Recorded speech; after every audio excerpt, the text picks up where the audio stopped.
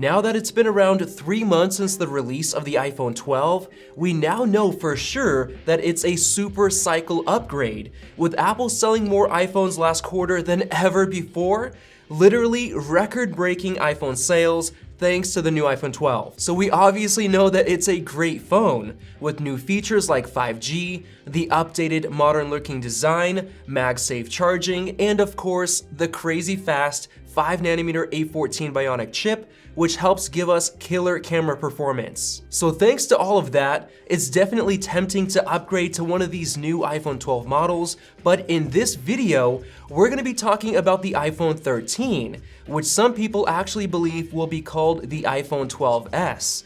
But regardless of the name, let's get into all of the leaks and rumors. We're gonna split these up into a couple of different categories, like the changes that'll happen to the entire iPhone 13 lineup, the biggest changes that we can most likely expect on the Pro models, and the absolutely massive changes that have a smaller chance of actually happening this year. Starting off with lineup-wide leaks and rumors, I want to mention that the iPhone 13 lineup will most likely stay the same with 4 different models. However, there have been many recent reports that the iPhone 12 mini has been performing the worst in terms of sales, so I wonder if there's a chance that Apple will scrap it next year, but I highly doubt that. I personally believe that the design of the new iPhone 13 lineup will be unchanged, looking practically identical to the 12 series.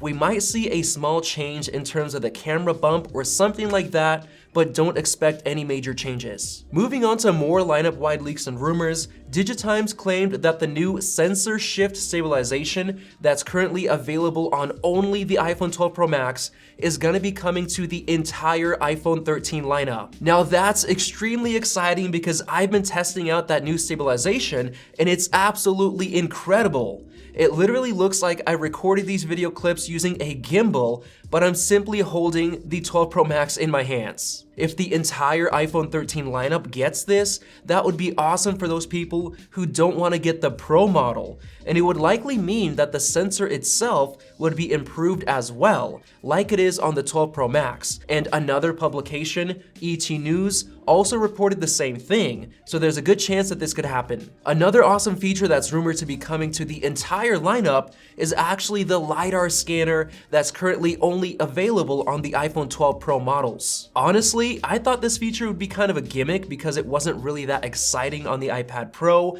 but it's honestly a game changer in terms of camera quality. I've recently noticed that portrait mode photos have been getting better and better, with the depth map being much more accurate in terms of the blur edging and also the depth of field effect as it gets further and further away from the foreground. Not only that, but it greatly helps for autofocusing for night mode photos, where the iPhone 11 Pro really struggled with focus hunting, and the 12 Pro no longer does thanks to LiDAR. To my surprise, it also helped for video autofocus as well. Just check out this clip compared to a couple of older iPhones, which really struggled to catch focus.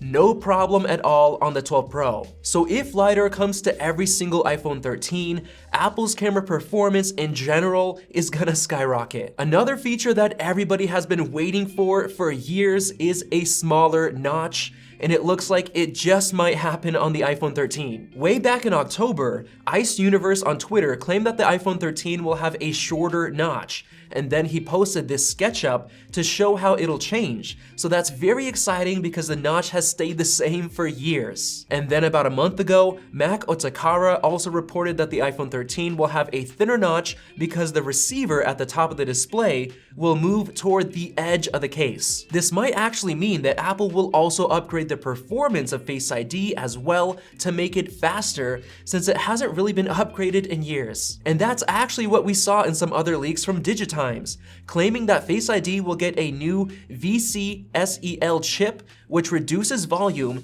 and improves depth sensing capabilities, so that's very exciting. Another lineup-wide rumor came back in December when Barclays reported that the iPhone 13 will come with support for Wi-Fi 6E, which is very important because it uses a brand new 6 GHz band, which leads to better performance, lower latency, and faster data rates. The executive chip maker at Broadcom even mentioned that this will be the most disruptive boon for Wi-Fi Wi-Fi users in the last 20 years, so I guess it's gonna be really good.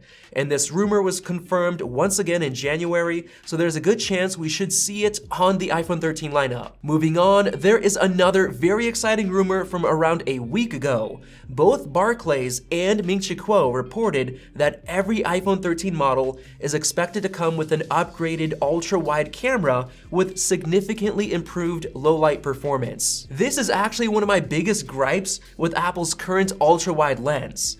Because of the f2.4 aperture, you get a ton of noise when taking video with the ultra-wide lens, which happens to be my favorite lens for video. But I don't use it unless the environment is super bright because of the noise issue. The new rumors are pointing to Apple switching to an f1.8 aperture, which is slightly worse than the f1.6 aperture on the wide lens, which is excellent for low light.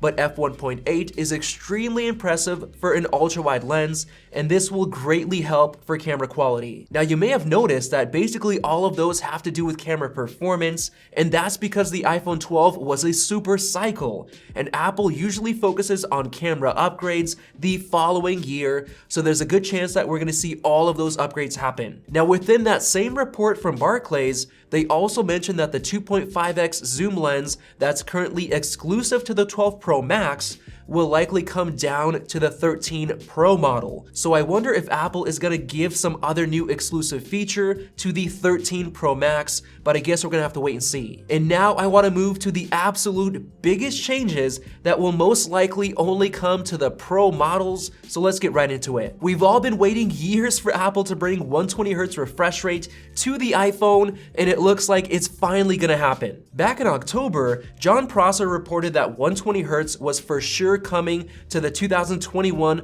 Pro iPhones, since it almost made it onto the iPhone 12 Pro, but unfortunately it didn't due to battery life concerns. And then in December, the analyst Ross Young reported that 120Hz is finally coming to the iPhone 13 Pro models, thanks to the adoption of LTPO OLED display technology. This is exciting because it would also allow for variable refresh rate like Apple currently uses on the iPad Pro, and it would also allow for an always-on display, which would be greatly welcome on the iPhone. The Elec also reported that 120Hz is coming to the Pro models, so it's looking like we should see this feature for sure, and it's the one that I've been asking for years. Getting even more exciting, way back in October, the reliable leaker Left to Dream tweeted out that Mesa UTS is coming to the iPhone.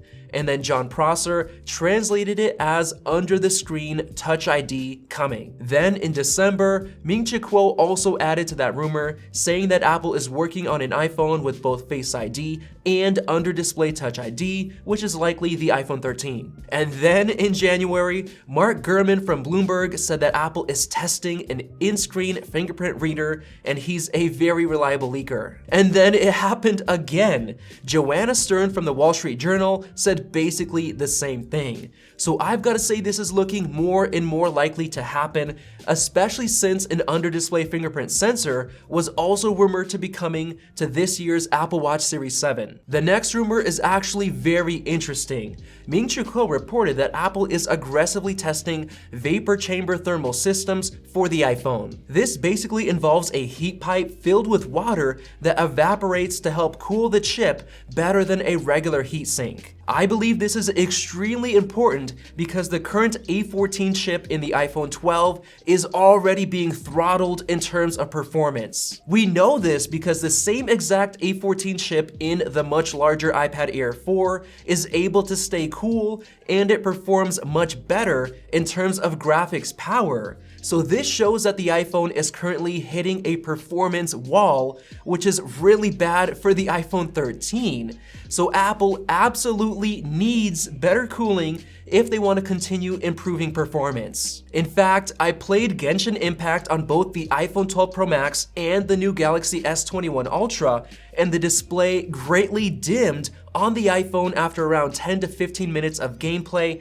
at maxed out graphics settings, whereas the Galaxy was totally fine. So because of that, I think that there's a decent chance that we'll see some form of this coming this year, but maybe only on the Pro models. And now we have the final rumor, which is perhaps the most controversial of all. Way back in December of 2019, Ming-Chi Kuo reported that Apple would launch an iPhone without a Lightning port in 2021, saying that it would only be the highest end model, which will be the 13 Pro Max. A few months later, John Prosser basically said the same thing, one portless iPhone coming in 2021. And then on top of that, there were a bunch of patents that Apple applied for, showing off a new connector for the iPhone, replacing the Lightning ports, and there was even one that looked like a magnetic MagSafe wired connector, and I did a whole video on that if you're interested. On top of that, we did see some leaks from Fudge claiming that the 2021 iPhone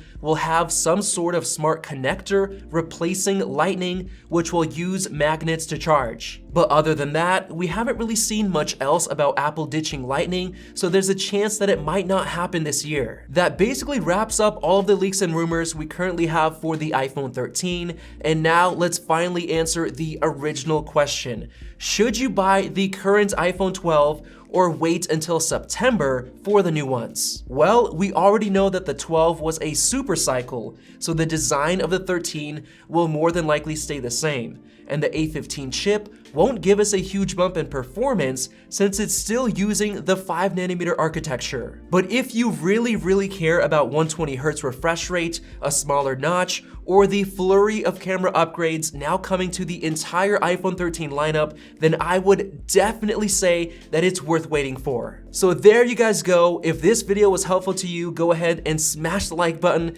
click the circle above to subscribe for more videos like this one. Definitely check out one of those two videos right up there. Thank you for watching, and we'll see you in the next video.